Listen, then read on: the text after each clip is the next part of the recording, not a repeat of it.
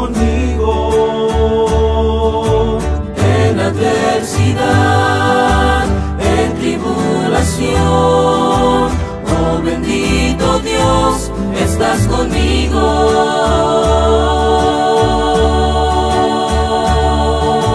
Tú, mi buen Jesús, eres mi motivo de seguir y vivir, siempre agradecido por tu amor, Señor. Si lo creo y lo voy a decir, no hay nadie que pueda igualarse a ti.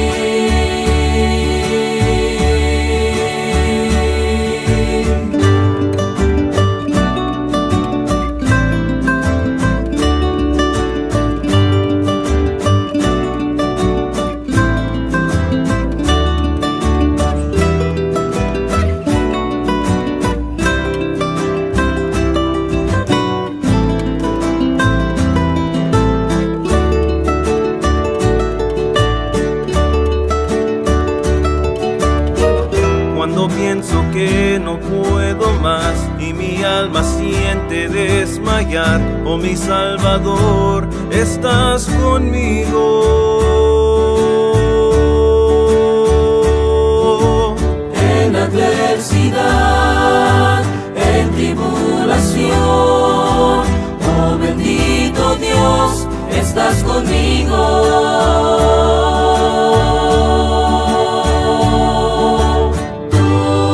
Jesús, eres mi motivo de seguir y vivir, siempre agradecido por tu amor, Señor.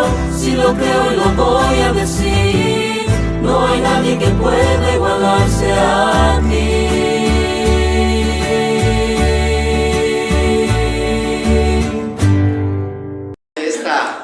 Mañana como la justicia de Dios, acaba de leer, hermano, Éxodo 7, 14 al 25.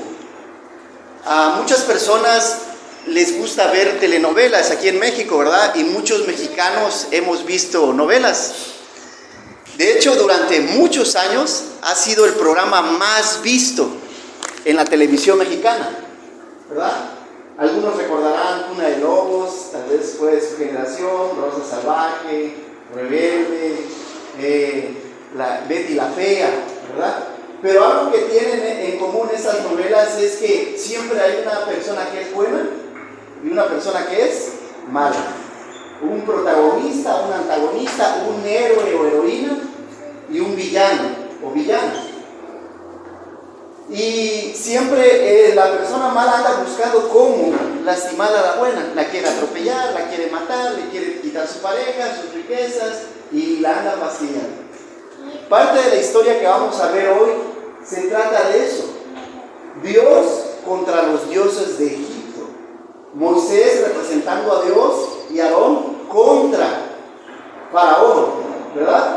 Ahora, ¿por qué? Vamos a ver la justicia de Dios, porque Egipto había maltratado al pueblo de Dios, había lanzado al río a sus bebés y los trataba como esclavos y los maltrataba. Debiendo cuidarlos, los trató mal y por eso es que vamos a ver la justicia de Dios. Dios es justo en el trato con los gentiles, Dios es justo con su pueblo.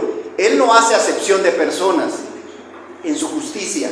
Por el contrario, este mundo busca lo suyo propio, buscando beneficiarse a costa de los demás, abusando, siendo mal agradecidos, irrespetuosos y soberbios.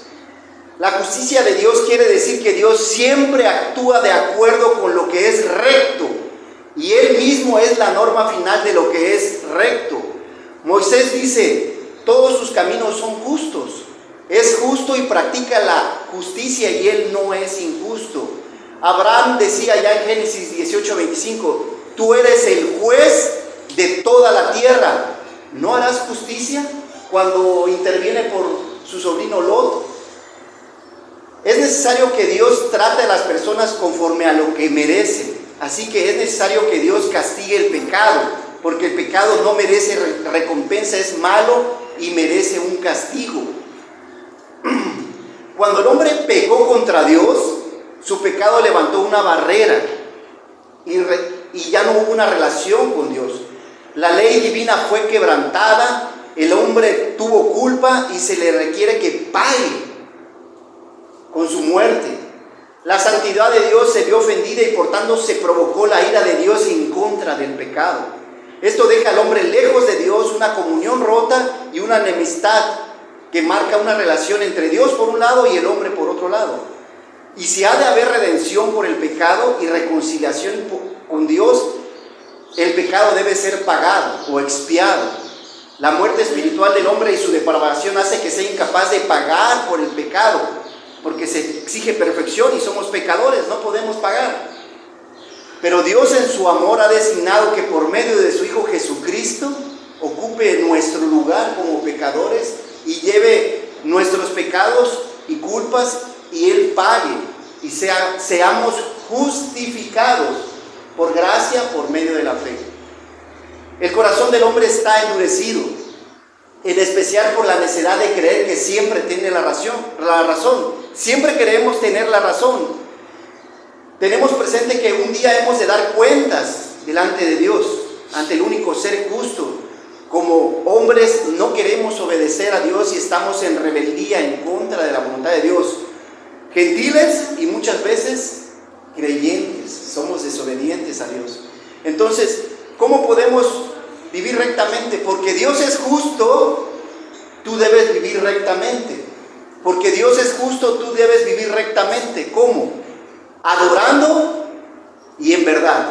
Adorando y en verdad. Vamos a ver dos puntos. Porque Dios es justo, tú debes vivir rectamente adorando a Dios. En este hermoso pasaje que acabamos de leer, Dios le dice a Moisés anticipadamente lo que piensa hacer con el pueblo de Egipto. Jehová le profetiza a su siervo que el corazón de Faraón está endurecido y no dejará ir al pueblo, ya que Faraón ni teme a Dios ni cree en Dios, pero sí teme y cree a sus dioses falsos. El corazón de Faraón es el de un idólatra vendido al pecado durante años y durante generaciones. Los reyes de Egipto y sus familiares y su pueblo han vivido engañados por el enemigo. El pueblo de Egipto y Faraón piensan que sus dioses inútiles los van a liberar y los van a librar de las plagas, de las 10 plagas que Dios piensa justificar contra ellos. Son 10, yo solamente voy a hacer una media introducción. El primero es Dios atacando al río Nilo, porque era venerado como un dios, como el dios Hapi, contra las ranas, porque había un dios que tenía cuerpo de hombre y una cabeza de rana, y era venerada. Entonces, cada plaga es un ataque a los dioses de Egipto, al orgullo, a la idolatría, a la mentira de ellos.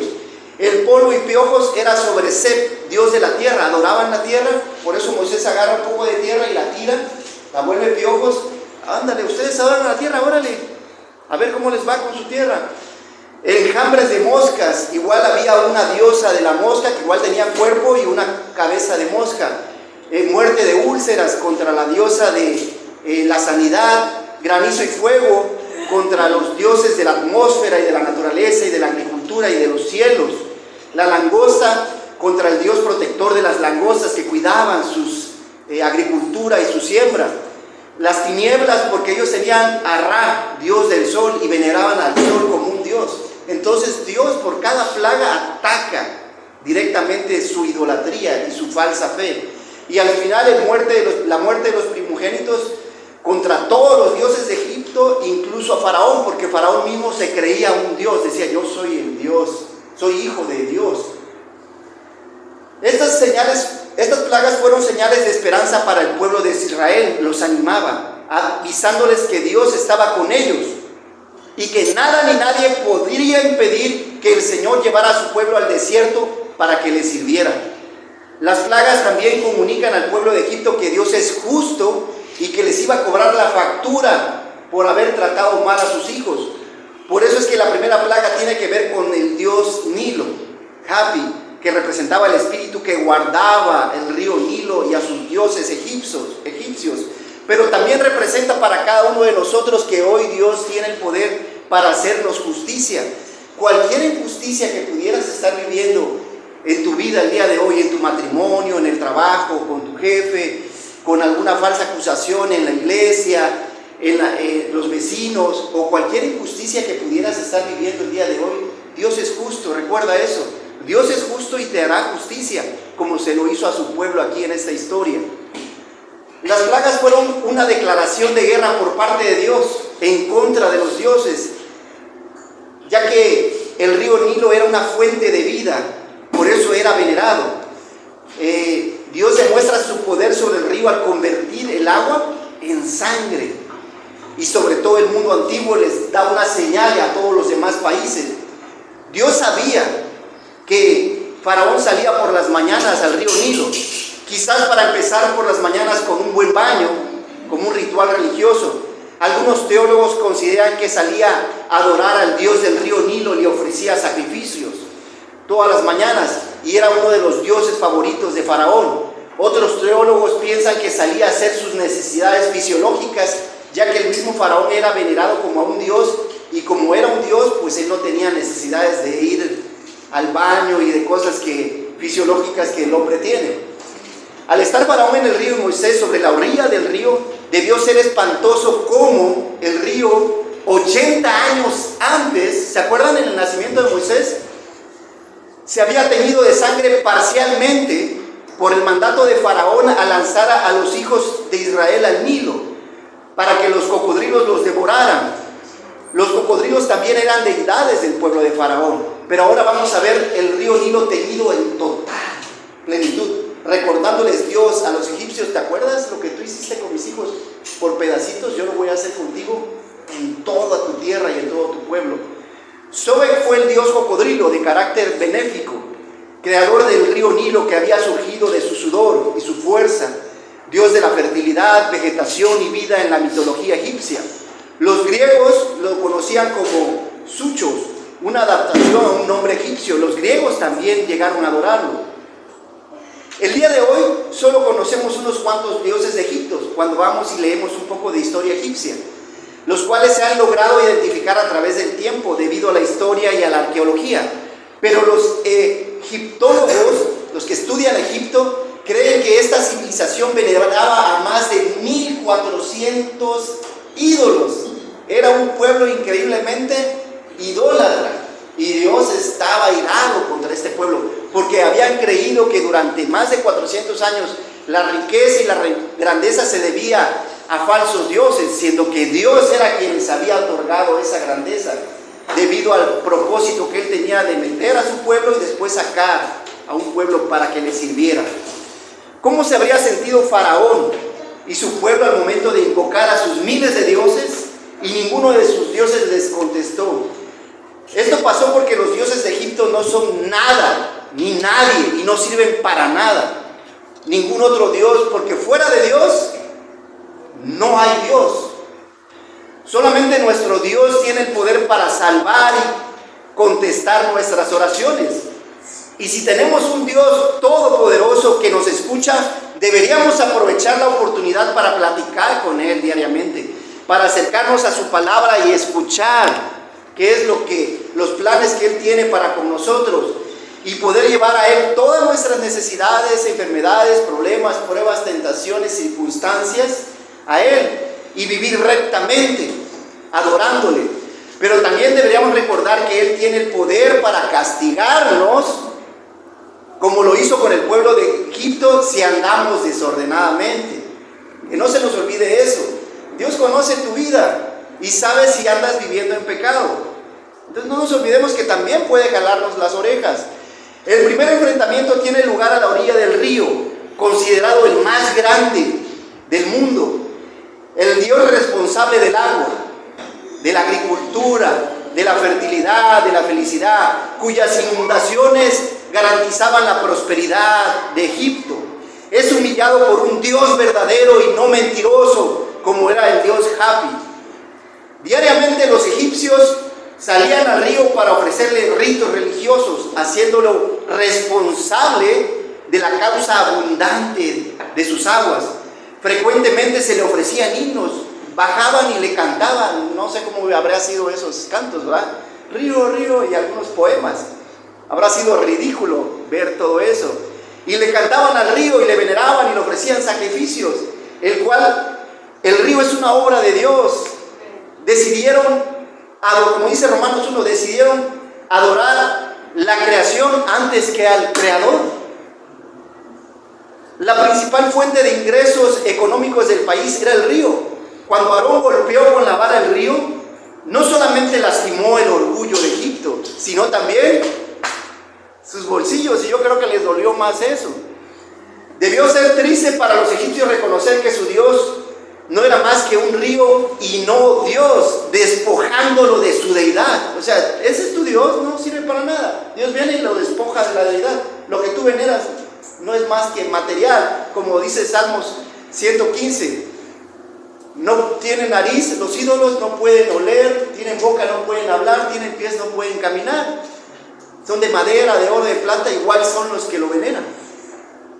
Algo tan delicioso y hermoso como es el agua que bebemos cuando tenemos sed, cuando nos bañamos y hace calor, verla convertirse en sangre y no poder beberla ni de los arroyos, ni de los estanques, ni de los depósitos de agua, ni de vasos de madera, ni los que estaban en sus tinacos o en sus garrafones, pudo haber sido frustrante para ellos. El pescado era su alimento principal y murió y apestaba. Pero al momento de que las aguas se convierten en sangre, Dios castiga a este pueblo porque había adorado a un Dios falso. Dios convirtió en sangre aquello que habían convertido en Dios.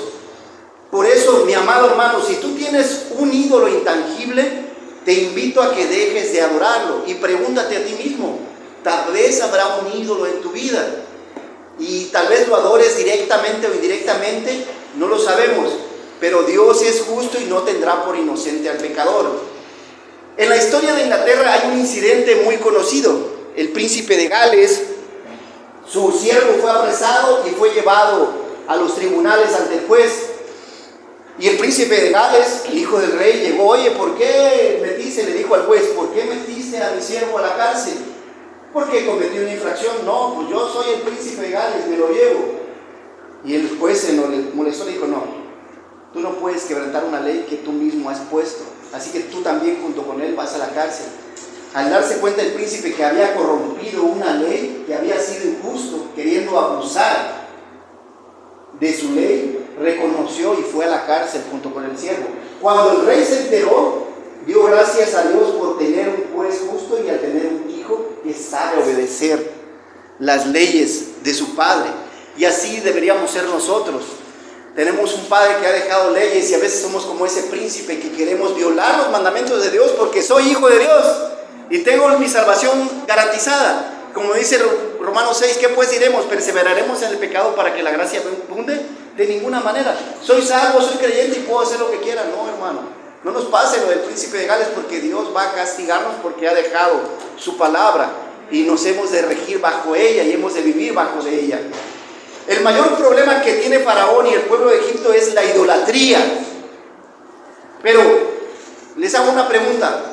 Nosotros el día de hoy tenemos la debilidad de adorar dioses físicos, de madera, de metal, de oro. No, ¿verdad? Mas sin embargo sí tenemos una idolatría a la cual sucumbimos fácilmente, a las promesas vacías de este mundo, a la carne y a lo que te susurra Satanás al oído algunas veces y decidimos escucharlo y seguirle. La idolatría es una adoración a dioses falsos que pueden o no incluir una imagen de ídolo. Observamos este pecado en los dos primeros mandamientos dados por Dios en el Decálogo, en el capítulo 20 del libro de Éxodo. ¿Se acuerdan en Éxodo 20 donde están los 10 mandamientos? El primero es amar a Dios y adorar solamente a Dios y no tener ídolos. Nuestra sociedad no es diferente a la de Egipto, ya que cada civilización, cuando estudiamos las civilizaciones, está dominada por determinados ídolos a los cuales veneramos. Ya no nos arrodillamos ni ofrecemos sacrificios de sangre a ídolos de piedra, madera, metal, papel, sobre todo aquellos que venimos de un trasfondo católico, que lo hacíamos y que salíamos a peregrinar. Pero el día de hoy podemos tener ídolos a las redes sociales, Cuando dedicamos horas a una red social, pero no le dedicamos ni un minuto a la palabra de Dios, es una idolatría completa, por si tenías alguna duda. Cuando nos roba nuestro tiempo, preferimos ver programas de televisión que jugar algo con nuestros hijos. El trabajo, cuando lo llevamos a cabo con el afán de enriquecernos. El gimnasio, cuando mi meta es la vanidad. Los estudios para hacer crecer mi soberbia. El fútbol, cuando me quita más tiempo que el tiempo que puedo estar con Dios. La música, cuando escucho esa música mundana para adorar a un artista antes que a Dios.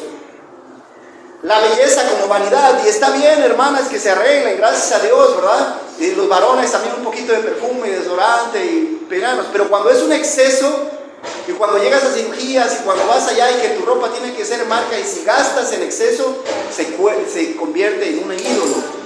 El poder para manipular a otros, el dinero para comprar mis placeres en la carne, los alimentos en exceso, el éxito como mi principal meta, y no me importa si paso a traer a mi esposa, a mis hijos, mi iglesia, mi testimonio. Nuestros propios hijos y nietos, cuando dejamos que ellos hagan lo que quieran. En la casa, cuando no tengo mis emocionales familiares, y después, cuando fracaso en la educación con los hijos, te preguntas ¿por qué? Todas estas actividades que acabo de mencionar son positivas, pero cuando les dedicamos un tiempo excesivo y no puedes vivir sin esa actividad y la pones antes que Dios, y estás dispuesto a romper mandamientos de Dios con tal de alcanzarlos, se convierten en ídolos de la era moderna. ¿Qué es un ídolo? Es algo que es más importante para ti que Dios. Cualquier cosa que cautive tu corazón y tu imaginación más que Dios, cualquier cosa que espere que le proporciones un mayor tiempo al que le puedes dar a Dios. Así que cada quien saque sus propias conclusiones y veremos dónde estemos fallando. Tal vez ya no veneramos imágenes, pero tal vez haya ídolos en nuestra vida. Dios debería ser el único ser a quien debemos adorar. A Él debemos dedicar todo nuestro tiempo, trabajamos para Él, estudiamos para Él, tenemos una familia para alabarlo, escuchamos música para adorarlo, tenemos diversos gustos por el deporte con la finalidad de agradarle a Él. Todo es permitido, pero con la finalidad de agradarle a Dios, ¿verdad? Entre lo que conocemos conforme a la palabra, esta palabra nos rige. Entre más rápido entendamos de que no se trata de lo que yo quiero y de lo que a mí me gusta, sino Dios te permite todas estas cosas siempre y cuando tú lo honres. Un claro ejemplo es la intimidad conyugal. Es algo hermoso dentro del matrimonio, pero fuera de él es una idolatría. La autoridad que el Señor nos ha dado es para dirigir a nuestras familias y no para abusar de la autoridad y maltratar a nuestra familia. Entonces tengamos cuidado con el amor a la idolatría, porque ciertamente Dios desea que nos enamoremos de una pareja y tengamos una familia, pero cuando tu pareja y tus hijos, tus nietos, no quieres ni que les pegue el sol, ellos se convierten en ídolos. Y no olvides que el Señor puede probarnos por medio de lo que más amamos, como lo hizo con Abraham. Somos idólatras de nacimiento, buscamos satisfacer nuestros propios deseos por medio de personas u objetos, pero estas cosas no nos harán vivir en rectitud. Exclusivamente Dios tiene el poder y la gracia para hacerlo. Por lo consiguiente, busquemos adorarle por medio de nuestras vidas. Esto nos lleva al siguiente punto. Porque Dios es justo, tú debes vivir rectamente. Porque Dios es justo, tú debes vivir rectamente. ¿Cómo? En verdad. Primero, adorándolo, y segundo, en verdad. Vemos ahí en los versículos del 22 al 25, los hechiceros de Egipto hicieron lo mismo. Convirtieron el agua en sangre, con sus encantamientos engañando a Faraón, a los egipcios y a los israelitas. A quienes no pudieron engañar fue a Dios, porque nuestro Dios es uno de verdad, no es uno de mentira, haciendo un milagro al transformar el agua en verdadera sangre. Pero los hechiceros tuvieron que acudir a la mentira y a las artimañas del error como maestros. Tengamos cuidados también con muchas doctrinas, denominaciones y maestros falsos que pueden engañarnos, como estos hechiceros. El día de hoy hay mucho de ello, que predican en contra de la palabra de Dios, como estos hechiceros que estaban en contra de la voluntad de Dios. Hay mucha gente que va en contra de la palabra de Dios, por eso Dios nos invita a conocer su palabra. Estas 10 plagas son una respuesta que Dios le da a Faraón cuando pregunta en Éxodo 5.2. Por favor, tantito vaya a Éxodo 5.2. ¿Qué dice Éxodo 5.2? Dice, Éxodo capítulo 5, versículo 2. Dice, Faraón dice, ¿quién es Jehová para que yo oiga su voz y deje ir a Israel? ¿Quién es Jehová para que yo oiga su voz y deje ir a Israel? Yo no conozco a Jehová, ni tampoco dejaré ir a Israel. Dios les va a demostrar quién es Jehová. Jehová es superior a todos sus dioses, a todo su dinero, a todo su poderío, todo lo que tiene Egipto. Dios va a conocer, Faraón, quién es Dios. El cuidado especial que Dios tiene hacia Israel se muestra en las plagas porque no le afectan. Después de la cuarta plaga, la de las moscas, el juicio no cae en la región de Gosén, donde vive en Israel, donde está el pueblo de Israel. A partir de la cuarta plaga, solamente es para el pueblo egipcio.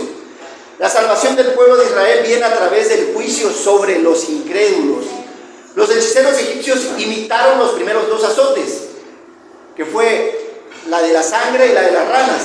Pero cuando Egipto fue herido con piojos, confesaron que el poder de Jehová, los hechiceros confesaron que el poder de Jehová era superior al de ellos y que esta plaga era realmente sobrenatural. Pero ni así adoraron a Dios, no se humillaron, su soberbia era mayor. Los magos no pudieron reproducir la plaga de las úlceras porque ellos mismos estaban llenos de pies a cabeza. No pudieron librarse a sí mismos de los terribles juicios, ni mucho menos a todo Egipto.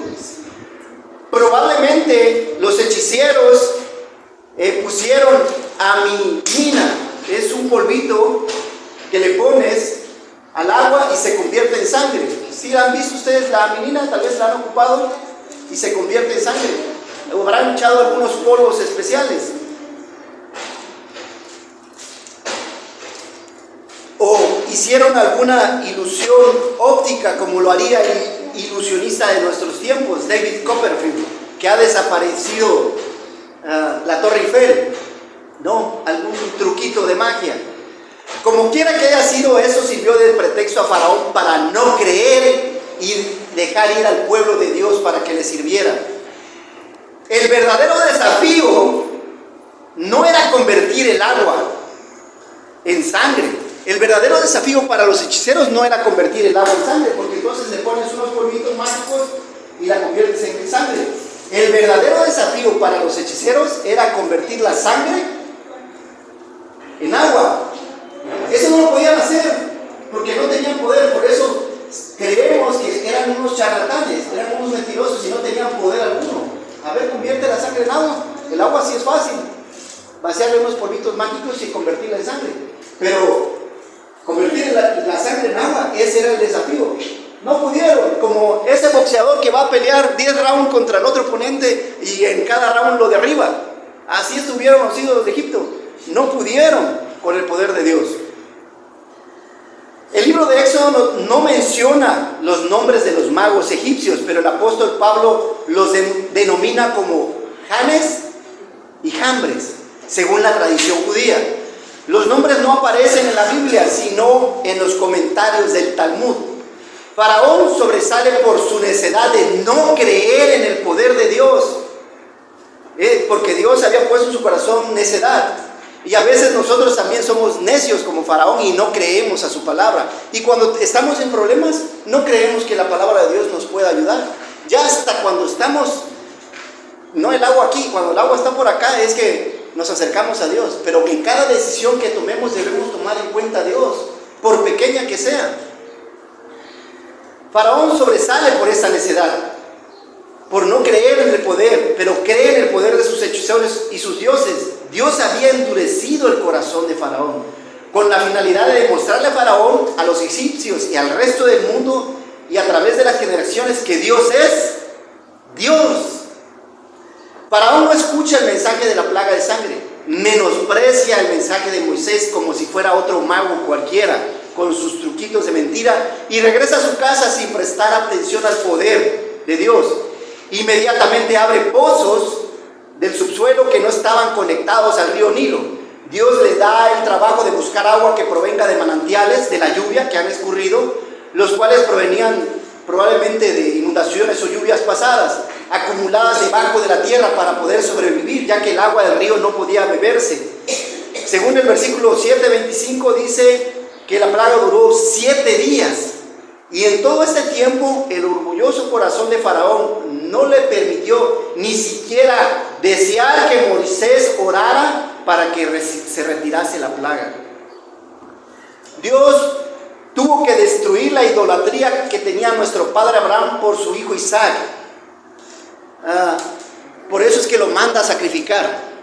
Le dice: sacrifica a tu hijo Isaac en el monte, porque quiero saber si amas más a tu hijo o me amas más a mí. Porque durante años había deseado tener un hijo, y había estado con su sirvienta, y había mentido a filisteos y egipcios, y se había desechado de su hijo Ismael, y había hecho muchas cosas por tener un hijo.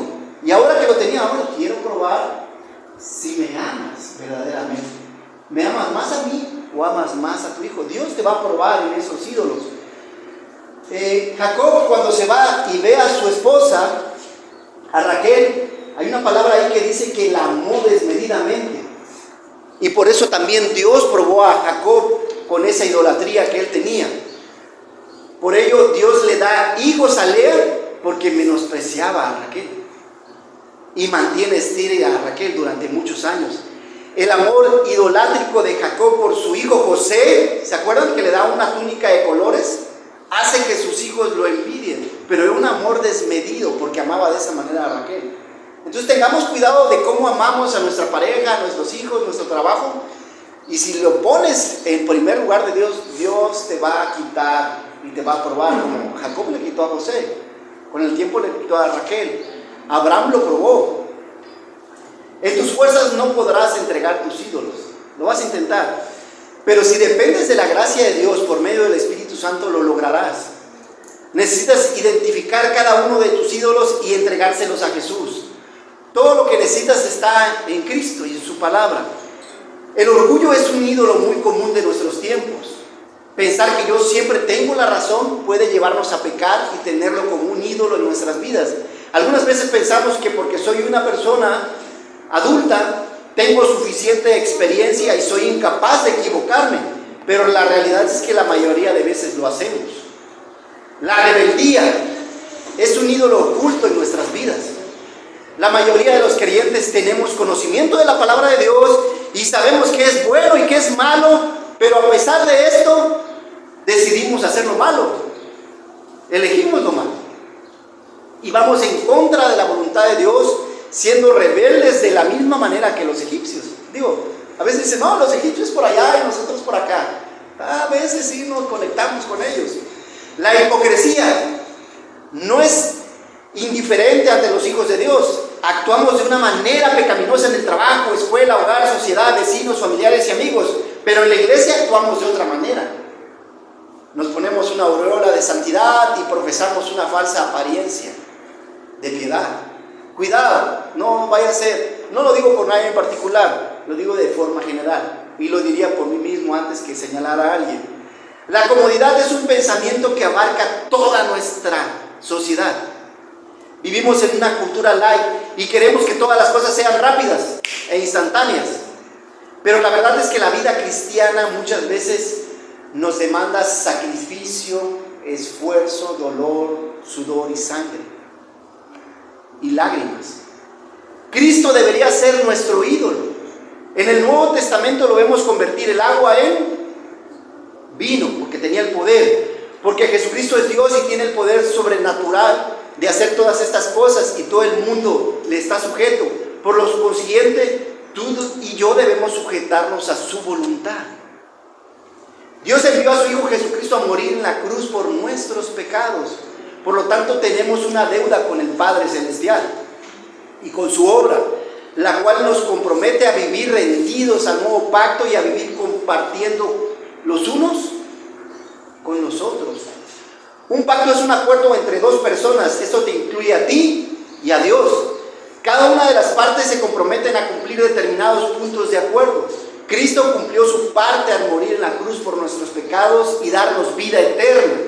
Ahora nos corresponde a nosotros a vivir en santidad y a caminar en rectitud, porque Dios es justo. No para alcanzar la salvación, sino para alcanzar mayor gracia por medio de las vidas que le agraden a Dios. Ya decía el hermano Romanos 12:2, que somos cultos fragantes para Él, somos sacrificios vivos y santos delante de Dios. La justicia de Dios por medio de la sangre. Dios creó al hombre para que fuera justo y perfecto, pero el hombre pecó y no le adoró con justicia y con verdad. Adán y sus hijos al final no fueron justos y pecaron delante de Dios.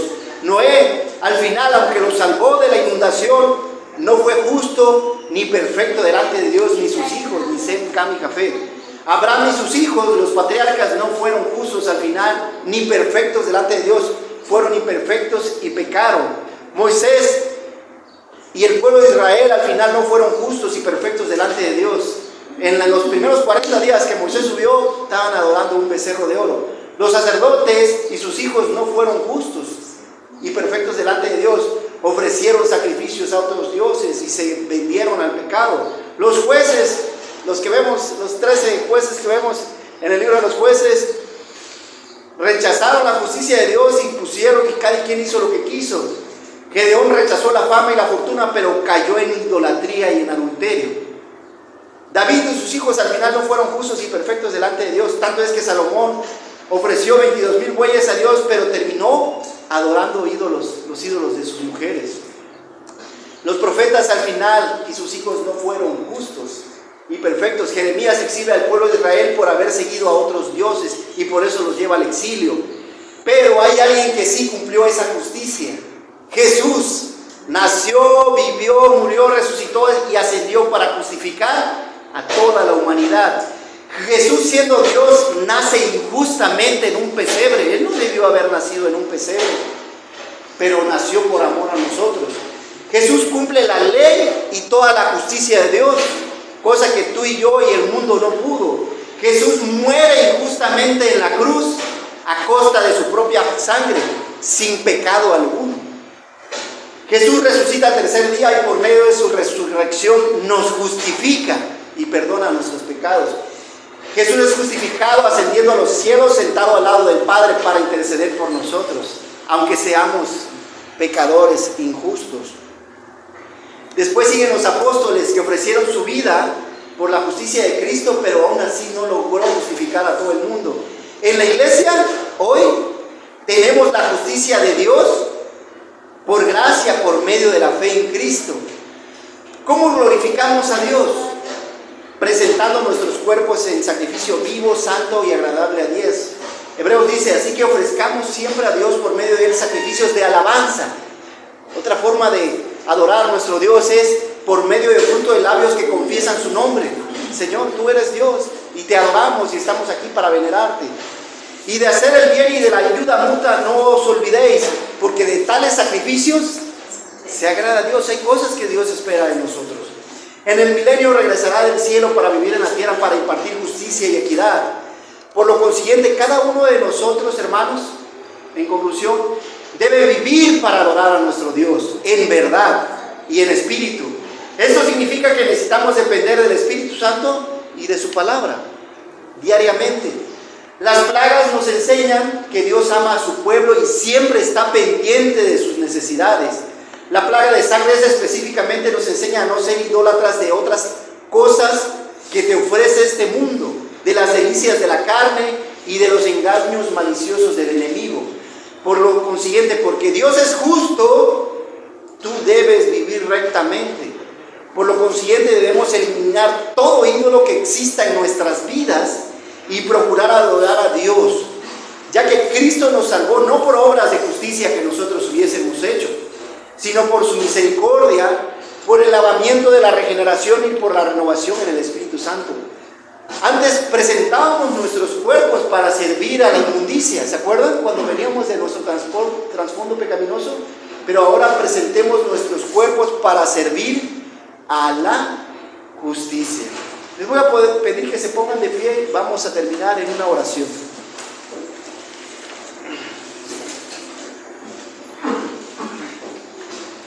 Señor justo, te agradecemos la bendición de escuchar tu palabra y saber que tú eres justo. Gracias, Señor, por tu justicia. Gracias por la obra que tenemos en Cristo. Y pongo en tus manos a mis hermanos y a los invitados, Señor, que puedan ellos, tú puedas tocar sus corazones y ellos puedan creer, Señor, puedas darle entendimiento, que tu palabra pueda ayudarlos a conocer que tú condenas el pecado, Señor, que amas al pecador, pero estás en contra del pecado. Te ruego que nos ayudes a vivir vidas justas, Señor, que podamos vivir rectamente conforme a tu palabra, con tu Espíritu, que nos ayude a agradarte con nuestras palabras, pensamientos y hechos, Señor. Quédate con nosotros en esta mañana, te rogamos, y nos lleves con bien a casa y lo que hemos de hacer el resto del día. En Cristo te damos gracias. Amén.